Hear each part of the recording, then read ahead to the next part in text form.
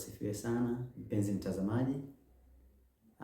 Ninakukaribisha katika kusikiliza neno la Mungu siku ya leo, na ninao ujumbe unaosema kwamba Mungu anakutafuta. Wakati wewe unatafuta vitu vingine, Mungu na yeye anakutafuta wewe. Tunaangalia maneno ya Mungu kutoka kwenye kitabu cha Samueli wa kwanza sura ya 9 na ule mstari wa 18. Biblia inasema, ndipo Sauli akamkaribia Samueli langoni, akasema, tafadhali uniambie nyumba ya mwonaji iko wapi? Na mstari wa 19 unasema, Samueli akamwambia Sauli akasema, mimi ndimi mwonaji, tangulia mbele yangu ukwe mpaka mahali pa juu, kwa maana mtakula pamoja nami leo, kisha asubuhi nitakuacha uende zako, nami nitakwambia yote ulionayo moyoni mwako. Ni kitu cha ajabu sana kwenye habari hii tunapojifunza Biblia.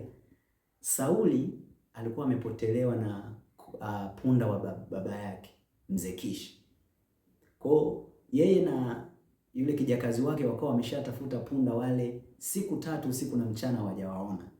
Na walipofika mahali wakasema, ngoja tuulizie, labda kuna nabii, maana enzi hizo nabii alikuwa anaitwa mwonaji, atatuambia punda wetu wako wapi.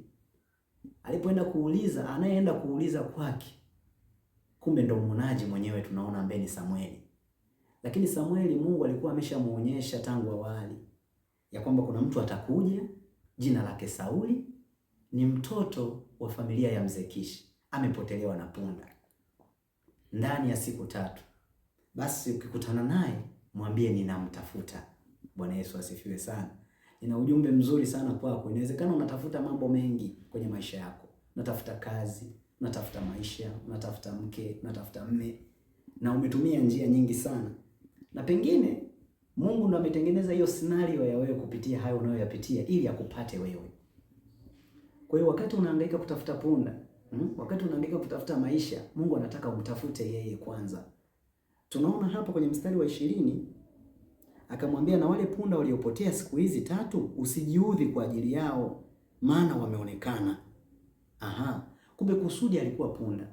Mungu anaweza kukupitisha kwenye mahali. Nisikilize msikilizaji, inawezekana ukawa unapitia kwenye ugonjwa fulani au unapitia changamoto fulani ya kiuchumi, lakini kumbe hicho ni kitu ambacho Mungu anataka kukitumia kukupata wewe.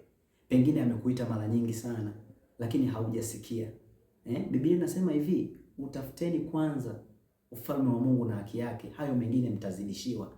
Huyu Sauli baada ya kukubali tu na kukutana na huyu mwonaji, Biblia inasema akampa taarifa njema kwamba wewe ndio umechaguliwa kuwa mfalme wa Israeli.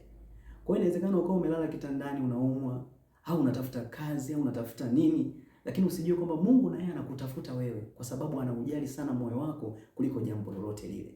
Mwingine anasema, mimi siku hizi kila nikiamka nakuta tu mahubiri kwenye simu yangu. Kila nikiamka sio nasikia nyimbo za Injili. Kila nikiamka nasikia kitu hiki. Asijue kwamba hiyo ni sauti ya Mungu. Anajaribu kukuita. Mwingine hapa unateswa na mahusiano. Kila mahusiano unaingia toka, Mungu anajaribu kukuonyesha kwamba moyo wako nipe mimi kwanza. Kwa ukimtanguliza Mungu kwanza, utapata vitu sahihi. Utakutana na watu sahihi. Utapata vitu ambavyo Mungu amekuandalia kwenye maisha yako. Lakini tofauti na hapo, utapoteza muda mwingi na utapoteza miaka mingi. Na neno la mwisho kwa wanaonisikiliza ni kwamba mwingine anaweza akasema, nimeshakata tamaa, nimeshapoteza miaka mingi, nimeshapoteza fedha nyingi, nimeshapoteza mali nyingi, sina namna naweza nikarudi. Nataka nikwambie, ukimrudia Mungu naye atakurudia wewe. Na anayo ahadi njema sana, anasema nitakurudishia miaka iliyoliwa na nzige na palale na madumadu. Biblia inasema hivyo kwenye kitabu cha Yoeli sura ya 2 mstari wa 25. Nimekukumbusha siku ya leo, Mungu anakutafuta. Sauli alikuwa anatafuta punda waliopotea, kumbe yeye ndo anatafutwa. Unatafuta huku unatafutwa. Nataka nikukumbushe leo, mrudie Mungu kwa sababu anakutafuta na anakupenda. Mungu akubariki sana. Amen, amen, amen.